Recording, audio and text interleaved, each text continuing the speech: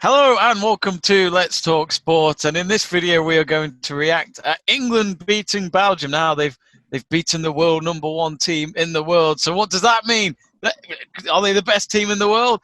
Let's not get too carried away. It's coming home. We don't know when, but it's coming home. I'm with Seb True and Joe Stanley, and of course, England 2-1 at the end of a bit of a scrappy game. They were 1-0 down, but then thanks to Marcus Rashford's penalty and then a Mason Mount deflection, weird-looking goal, but it was a good goal, got them the win over Belgium in the UEFA Nations League. Seb, let's start off with you because I was left a bit unconvinced when I watched that game. I was, a lot of people who didn't watch the game, the headline would be England beat Belgium. What a result. That's great going forward. But it wasn't that easy, was it, Seb? It wasn't easy, no, definitely not. And I think it also flatters to deceive.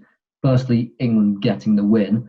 Secondly, Belgium's backline consisting of Manchester City legend Boyota, Denayer, who I don't rate, Mignolet, and also on the bench, Belgium having Benteke and Batshuayi and Origi. So first, it's great. It looks great saying beat first place, but this was not first place. Belgium had some stars missing, and I think both managers, Roberto Martinez and Southgate, showed a lot of tactical ineptitude in their games. So I'm not convinced. It's great to get the win, that they can grind out results. That's something that England never could do. So now that we can do it, it's brilliant. But it seems like Gareth Southgate is trying a system that no other football manager would dare touch. I think that's what I feared because we saw against Wales. I know it was only a friendly, but it's a chance to experiment with some players. Calvert-Lewin got a goal on his debut for his country.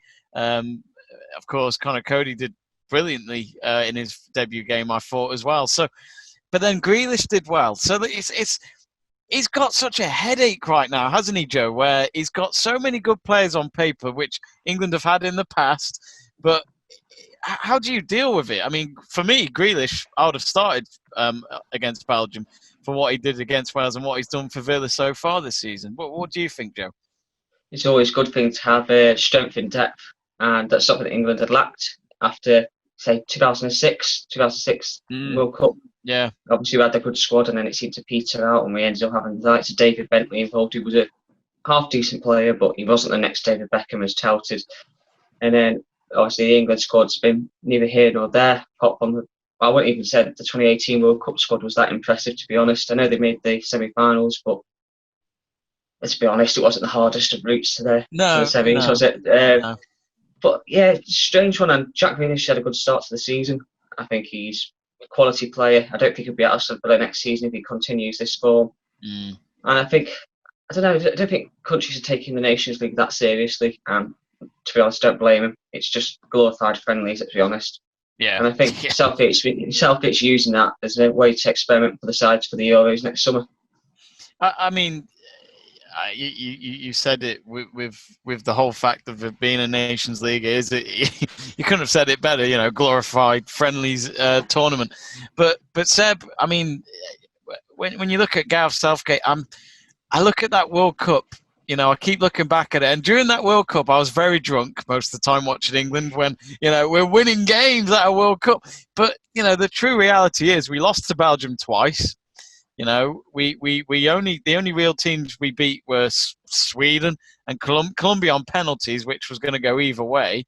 But then you look at the fact that Tunisia was a last-minute win from a Harry Kane header, and Panama, we don't have to go any further about that. That should have been a win regardless. But you do look at it since then. Is Gareth Southgate the right man? I just don't think it. I honestly think we've got the right team, but we haven't got the right man to do it. I'd have to partially agree with the fact that Southgate is not the man for the job. In my opinion, I don't think, after seeing what he's done recently, I'm most certainly sticking to this 5-2-1, very negative formation that he's attempting. And I don't even think Gareth Southgate gets the basics of management right.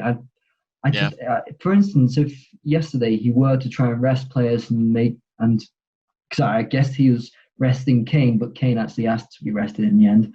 or other players. Like the informed players, I think, are not Trent Alexander-Arnold, definitely not Mason Mount at this moment in time because he's looking just exhausted. Harry Maguire. Now, everyone could talk about Pickford, and I'll state this a lot. Henderson is not playing enough. Pope in his last match was absolutely catastrophic, and Pickford maybe has made 1 or 2 errors this season. Yes, unforgivable, but it's not. I mean, even just Pope alone in his last game was at Newcastle. He made more mistakes than Pickford has made this whole season. So I don't mind the Pickford choice. I just think Mings was. He's only got little arms. I mean, I mean, maybe I can't say, but I'm not an expert in goalkeeping. Pickford is not the tallest goalkeeper. But for instance, Tyrone Mings, who's actually probably been England's best defender this year in the league so far, and Reece James has been much better than Alexander-Arnold. Then you've got Trippier on one side, and there's also another word I wanted to come back onto before, which we didn't mention. One thing at least he had that we've had in most World Cups that we don't currently have is balance. When you see 11 right-footed players on the pitch, there's no balance. One thing is Alexander-Arnold wasn't going up pitch as much as he would for Liverpool. Yes. Trippier would come in on his right foot and then try and boot it long or somewhere in the middle of the pitch. And then the big problem with that is, that's fine playing a left back who's right-footed, but as long as he can come into that space in midfield, when they've got Henderson and Rice who are just sitting in there, he can't exploit that. There's no logic to it whatsoever. So if you're going to play Trippier at left back, I thought that you just have someone like Calvin Phillips in a kind of deep-lying midfield role, or Henderson, and then you can get Trippier into the game a bit more. Have a bit of logic in the way you're setting out tactically. Southgate just put a very negative lineup up against Belgium and just hoped it would work because it didn't lose last match, so maybe it would work again. And I think they really got away with it. I'm not saying that they should have definitely lost, no, but Southgate for sure got away with it, and that's mainly down to the fact that I think Roberto Martinez is also a manager who can't adapt to tactical situations. There's one point where De Bruyne was passing through behind England players and Walker was cutting it off all the time. Not impressive, but you change system. So Southgate got away with it only because I think Roberto Martinez is just as bad a manager.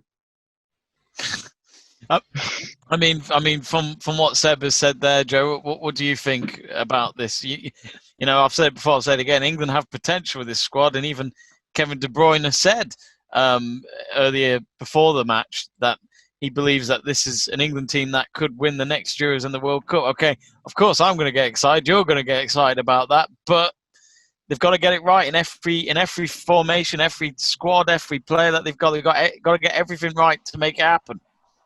I think De Bruyne lives in cloud cuckoo land because I can't see England doing anything successful. It comes to major tournaments, we do all right with the qualifying, but with all due respect to most of the other countries, you've got a lot of teams in there that never get a standard chance of qualifying, and then you have 1 or 2 teams that are going to push you, and then when you come to the actual tournament, they get to the knockout stages and they just don't seem to show up normally.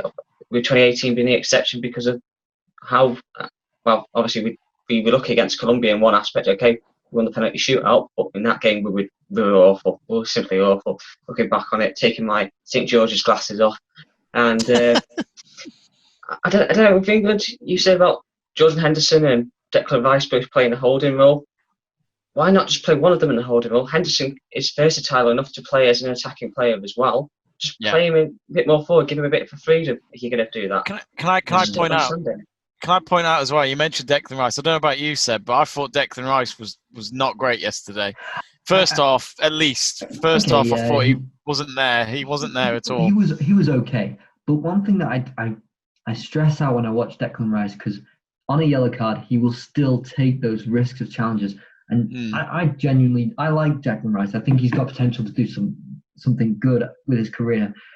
But if he doesn't get better on the ball, then he's going to be absolutely useless to most teams. I mean, he works hard and he's great at intercepting, but then be better with the ball.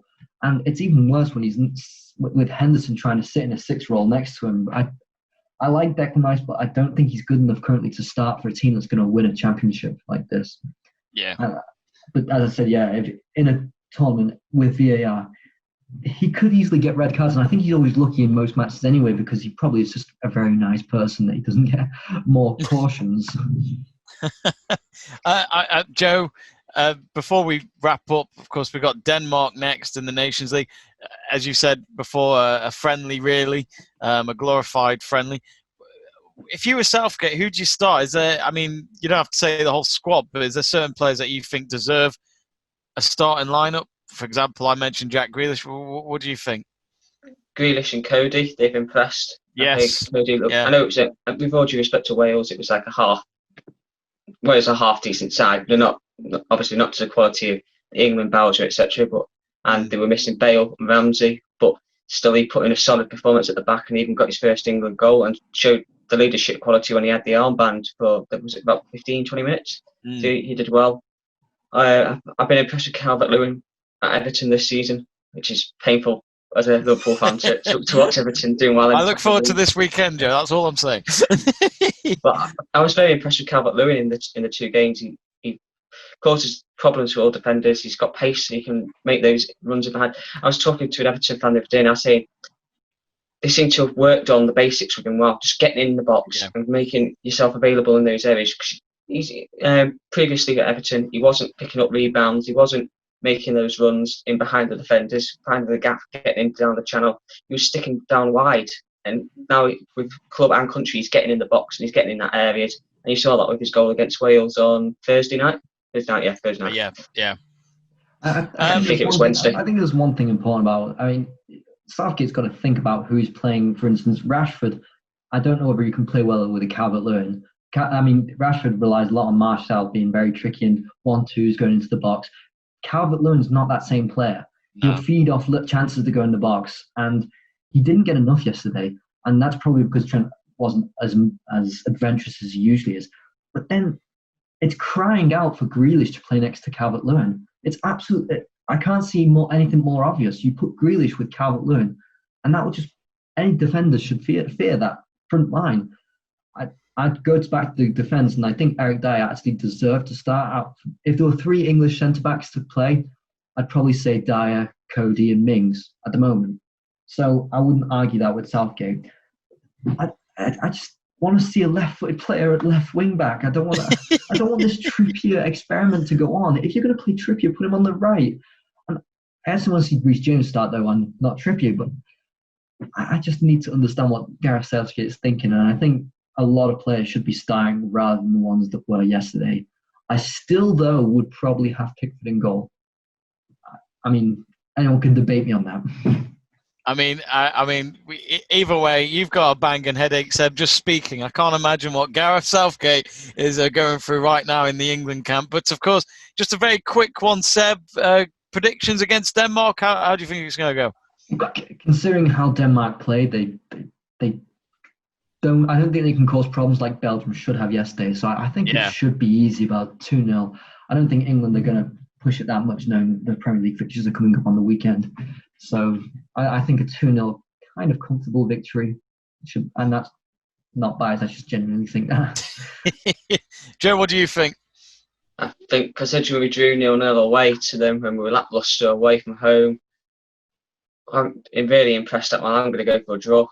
I think 1-1. Draw. Oof, that would not look good for Southgate at the end of this of international break. Well, anyway, my thanks to Seb and Joe. And, of course, remember to subscribe to Let's Talk Sport, and we'll see you in the next video. Bye-bye.